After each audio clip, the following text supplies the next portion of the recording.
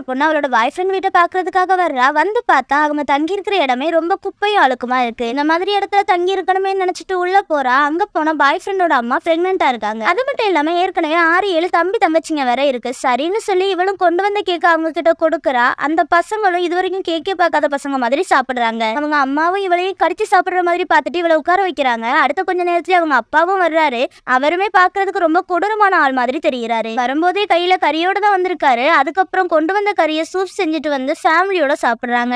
பார்த்தா அந்த சூப் ரொம்ப ஸ்மெல்லா இருக்கு. இவளுக்கு வாயிலே வைக்க முடியாத அளவுக்கு இருக்கு. ஆனா அதையுமே அவங்க ஃபேமிலி ரசிச்சு சாப்பிடுறாங்க. இதெல்லாம் பார்த்ததும் எல்லாமே தப்பா தெரியுதுன்னு அங்கிருந்து தப்பிச்சிடலான்னு கிளம்புறா. ஆனா இவளை போக விடாம அந்த குடும்பமே மறிச்சு பிடிச்சிடுறாங்க. அப்புறம் தான் சொல்றாங்க, ஒன்ன மாதிரி சின்ன பொண்ணை சாப்பிட்டு ரொம்ப நாள் ஆச்சு, உடனே இவளை வெட்டுங்கடான்னு சொல்றாங்க. அடுத்த கொஞ்ச நேரத்திலேயே போலீஸ் அந்த இடத்துக்கு வந்துடுறாங்க. பார்த்தா இவளை அரெஸ்ட் பண்ணி கூட்டிட்டு போறாங்க. என்னடான்னு பார்த்தா இவதான் மனநலம் சரியில்லாதவ. பாக்குற எல்லாரையுமே இவளோட இமேஜினேஷன்ல நினைச்சிட்டு கொலை பண்ற பைத்தியம்.